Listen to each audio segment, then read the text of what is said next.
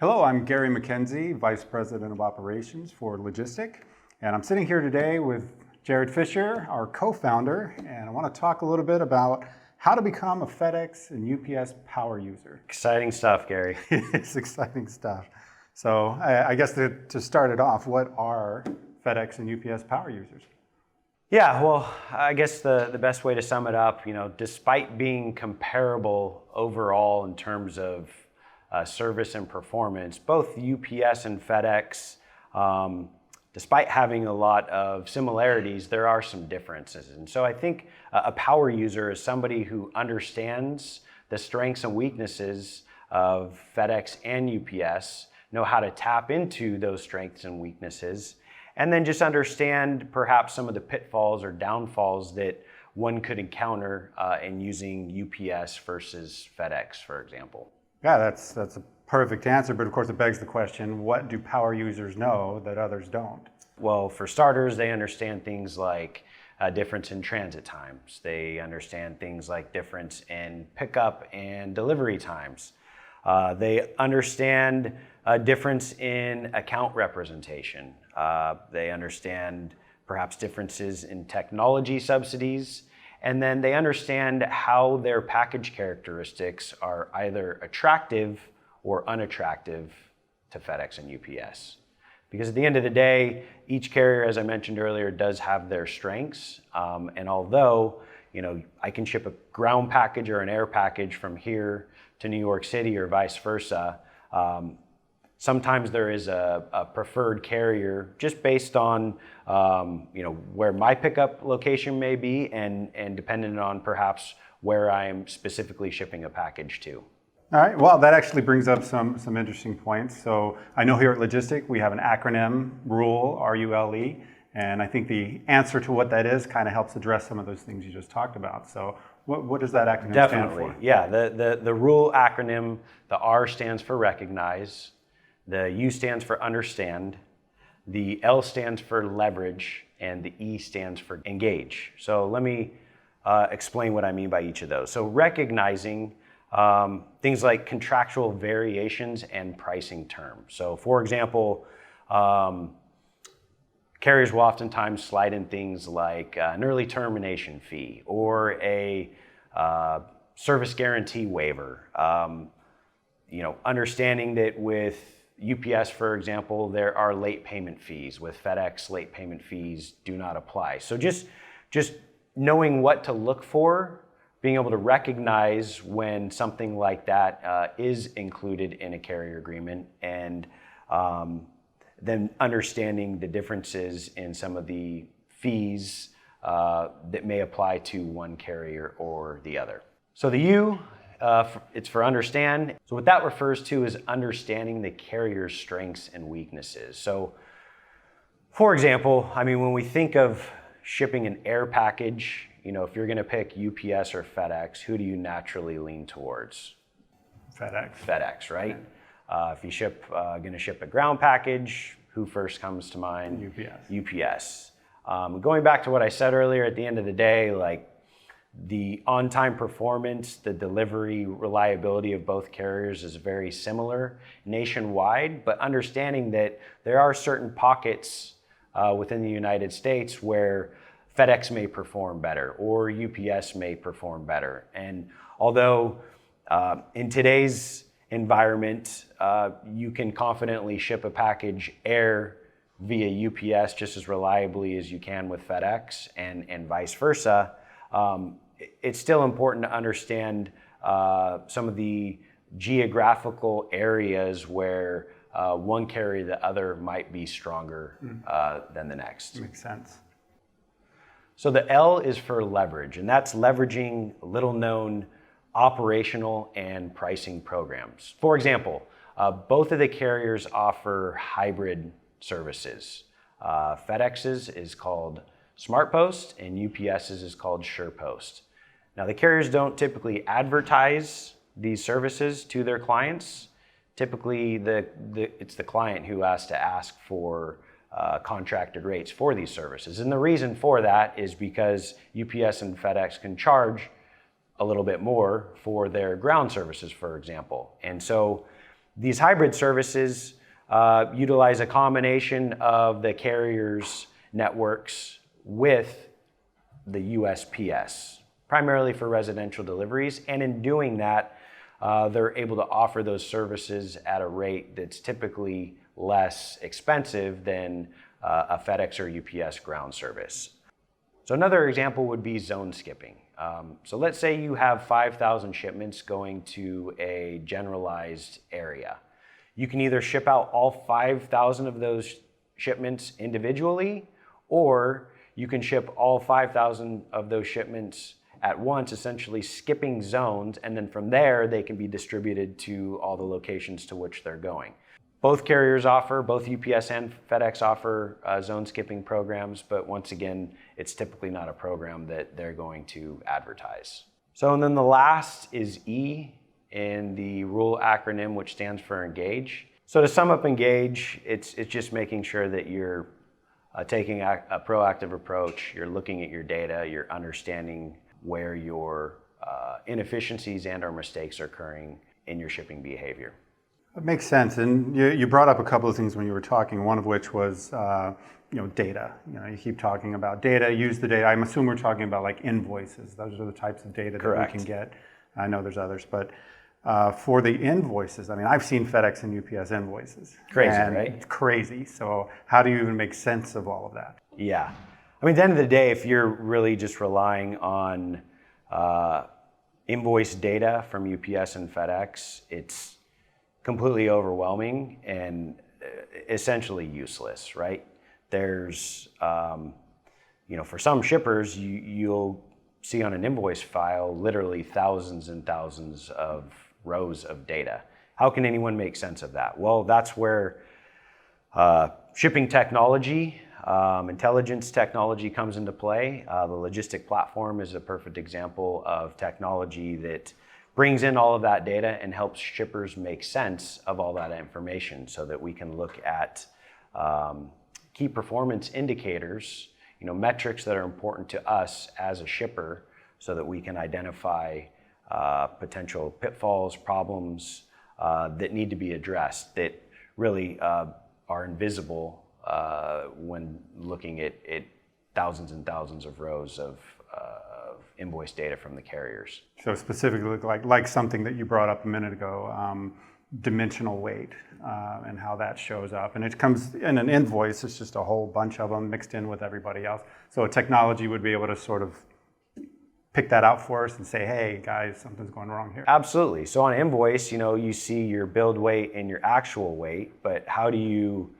take that information and look at or apply that to all of your shipments so that you can look at averages, or you can filter in on specific criteria. So yes, like the Lojistic platform, what it can do is show you what your average actual weight is versus your average build weight. And you can filter it down even further to look at just air or just ground actual versus build. So yes, technology can definitely take all that information and help make sense of that, such that you can very quickly determine an issue that may exist in something like dimensional weight. And I'm sure there's a bunch more. So that's RULE, R-U-L-E. So sounds like rules to live by. So They are. So when we're talking about this, I mean, often the invoices themselves, they're charged, it's a contracted rate, it has all the dollars in there. And you're talking about ways to basically improve your cost profile by using technology, data, these rules. But not everything's controllable. Correct. So what are some examples of controllable versus uncontrollable expenses? What are the ones we can't do anything about versus those that we can? Sure. Well, at the end of the day, you really have three factors that determine the cost of a shipment. So the first would be the service level that's being used, right? So you can ship a package air, which is going to cost more than shipping a package ground. So that's the first factor. The second is the zone, right? So based on the zone that you're shipping to, the closer the zone, the less expensive the package. So We're in Southern California. If we ship a package from Costa Mesa to San Diego, and it's a 10-pound package, that is going to cost less than shipping a 10-pound package from Costa Mesa to New York, right? So one would be a Zone 2, local shipping. The other would be a Zone 8 across the country. So that's another variable that impacts pricing. And then the third, as I briefly mentioned, is weight. Obviously, the heavier a package, the more expensive that package is going to be. So you look at all three of those variables, and to some degree, each of those is controllable, right? I can look at the service levels that I'm using, and I can optimize those service levels to make sure I am never choosing a service level that I don't need to choose or select. For example, if I'm shipping a package from Costa Mesa to San Diego, I don't need to ship that next day air to get that there next day. I can ship that ground and it'll still get there next day. So understanding the service level options and then understanding how to optimize the service levels that are being used. And there comes a point where a shipper will be fully optimized and they're not able to downgrade any more than they already have. But that's where some of those other services that I mentioned, like SurePost or SmartPost, or even things like leveraging regional carriers can come into play. So I can always look at the service level that I'm using and ask myself as a shipper the question, how can I downgrade this service while still providing the same time in transit guarantee? Makes sense. So I can't control where my customer is, but I can control the cost to ship something to them. Correct. Against whatever service level. Correct. That makes sense. And then zone. So zone was the second thing that I mentioned, and you may say, well, you can't control the zone. But I would say that's not entirely true, because there's a term called zone density that we use in our industry. Obviously, you've heard of it. The way to understand zone density is it's basically the average zone that you are hit with. So for example, if, here being on the West Coast, if all of our clients were on the East Coast, we would be shipping a lot of Zone 8, mostly Zone 8. And so our zone density would be higher. It would be, somewhere between 7 and 8.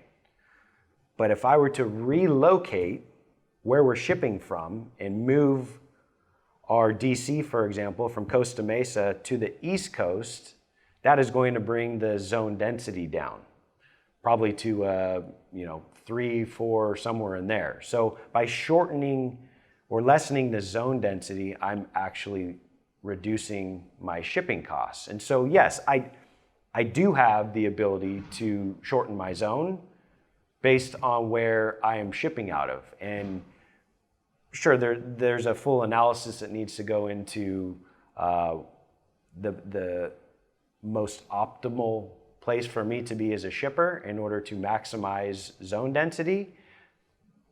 But I would say there's always an opportunity for that to be reduced. At a certain point, the zone density is what it is based on the decisions that a business has made in terms of where they want to be located to service their customers.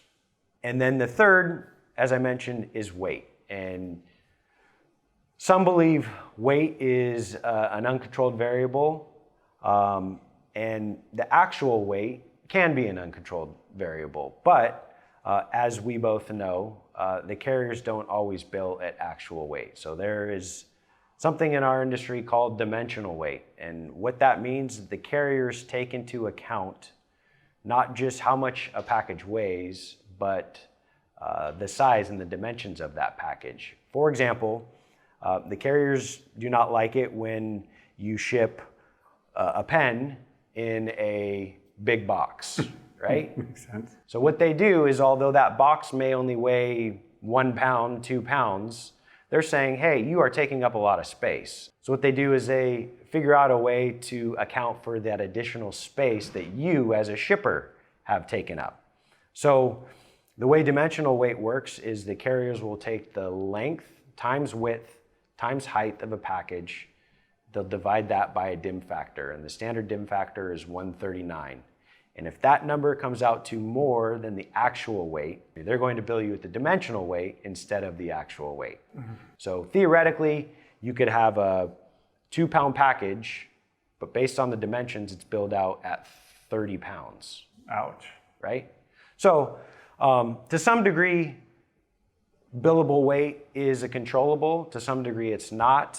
What shippers can do is make sure they are optimizing their package characteristics such that when they do get hit with dimensional weight, it's at the lowest billable weight possible.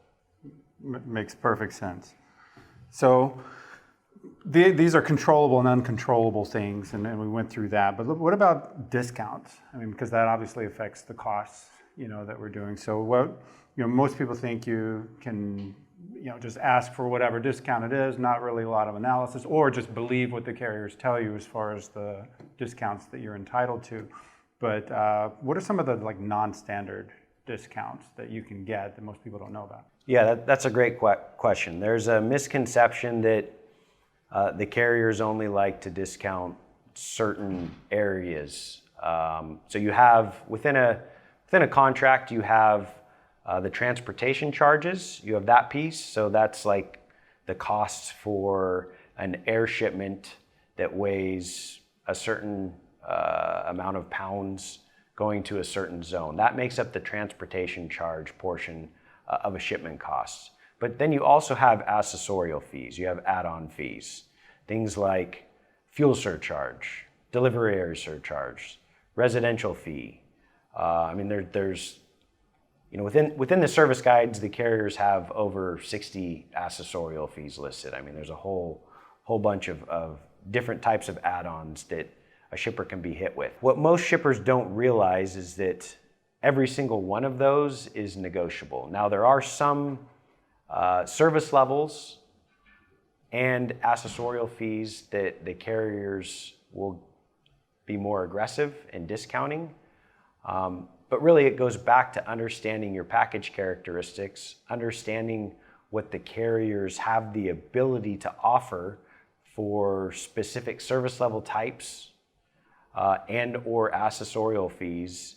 And then at the end of the day, it's knowing really what to ask for and how to ask for it. But think of it like a switchboard, and there's all these different switches, and we've all seen carrier agreements and know how complex and convoluted they can be, right? Unless you know what you're looking for, they can be a little overwhelming and confusing. And so think of the switchboard analogy, and moving a lever over here can oftentimes bring down a lever over here. And what we want to do is max out the levers everywhere where we can, and know that when we're asking for something over here, something isn't being taken away from over here.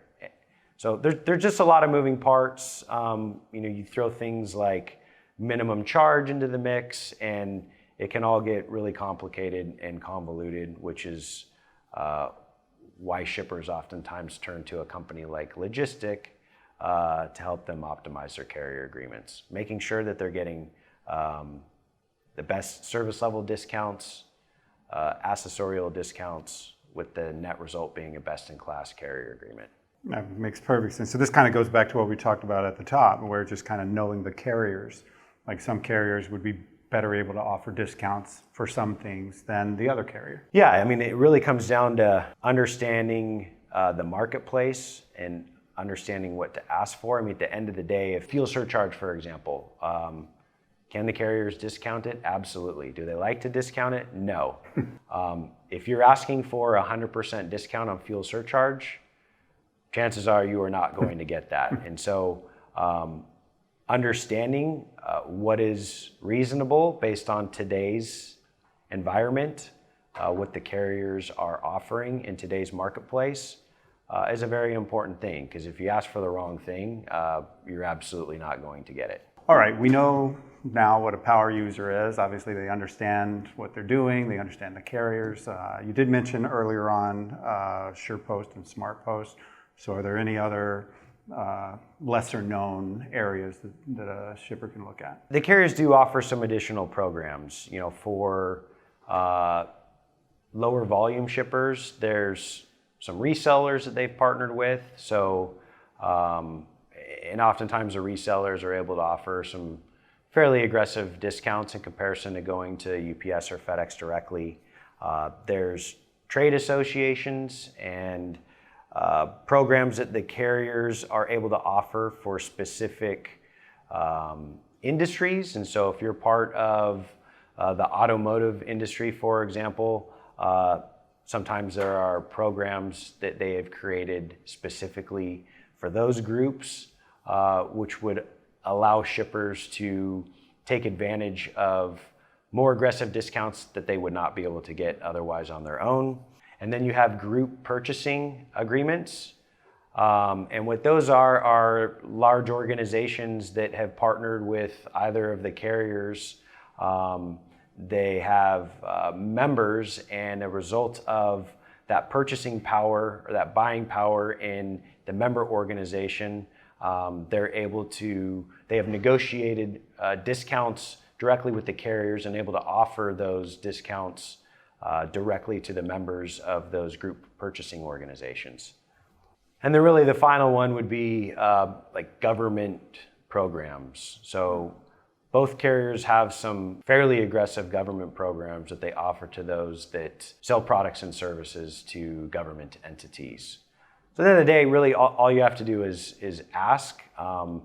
Oftentimes your carrier rep will not be aware of some of these programs, and so doing some research and understanding what associations, group purchasing organizations, government programs are out there and available is a good first step, and then being able to go to your rep asking specifically about a particular program that you may be aware of. All right, so earlier you mentioned about carrier agreements and how convoluted and complex they can be.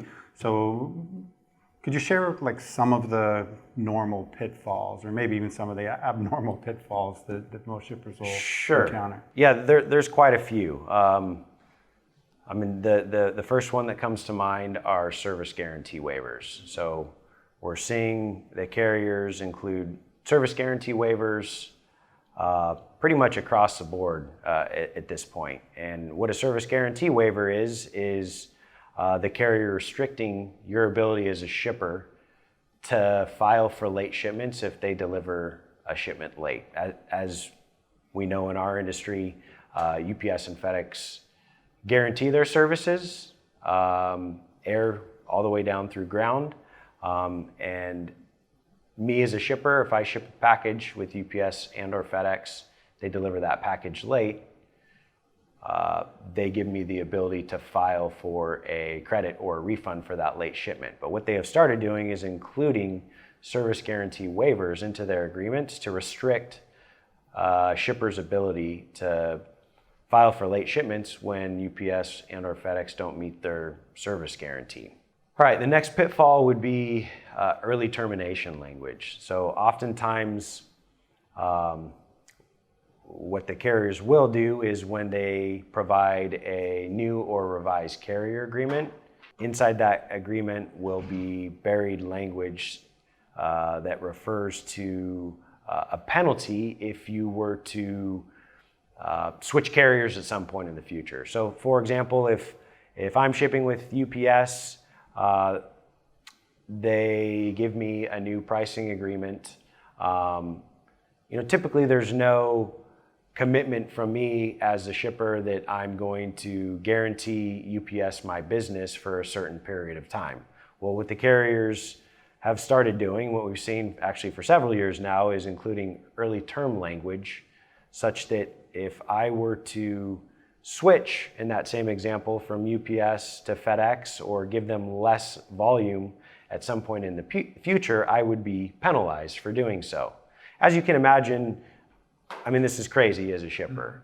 Why would you agree to that when the carriers give themselves the ability every year to raise their rates to whatever level they want? So, of course, if the carriers in their annual rate increase announce something that is going to dramatically impact my business, well, I should have the ability to take that business elsewhere if it's going to result in, well, really for any reason, whether that's going to result in a significant increase for me or not.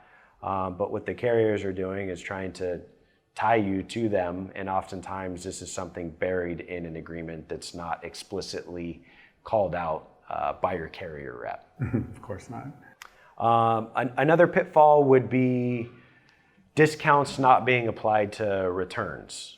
So the carriers, as I mentioned earlier, discount certain service levels, but they will also oftentimes discount packages based on if they're going to or from somebody. So let's say I ship shoes and I have a 20% return rate on my shoes. I want to make sure in my carrier agreement that if I'm paying for the returns, that those returns are discounted at the same rate as the package that was shipped to my customer. And oftentimes there will be exclusions listed in a carrier agreement that the return discount will be something other than the outgoing contracted rate. Another pitfall would be minimum charges. So what a minimum charge is regardless of the discount that the carrier is offering for a particular service, they have a minimum that they are going to charge you. So for example,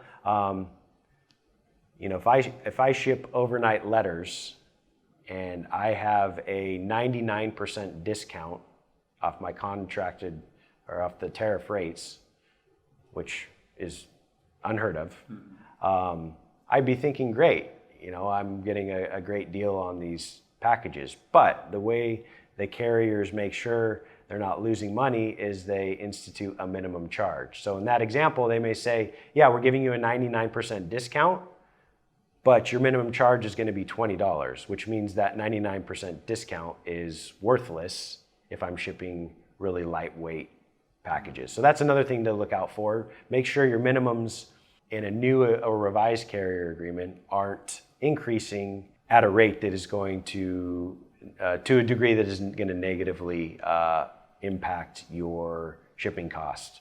All right, another pitfall would be grace period discounts. Oftentimes with a new carrier agreement comes a grace period in which the carrier will agree to offer discounts for a period of time, whether that's 4 weeks, 8 weeks, 12 weeks, 52 weeks in some cases, and that's referred to a grace period. And then after a grace period, there's a calculation at which your discounts will be applied moving forward. You just want to make sure that you understand how that works, such that you don't get used to or expect a discount during your grace period time that is no longer going to apply once that grace period is up. And then the last I would mention is just a deferred rebate. And what that is instead of giving you more aggressive discounts for your transportation charges and or accessorial fees, the carriers may agree to give you a rebate or a deferred incentive.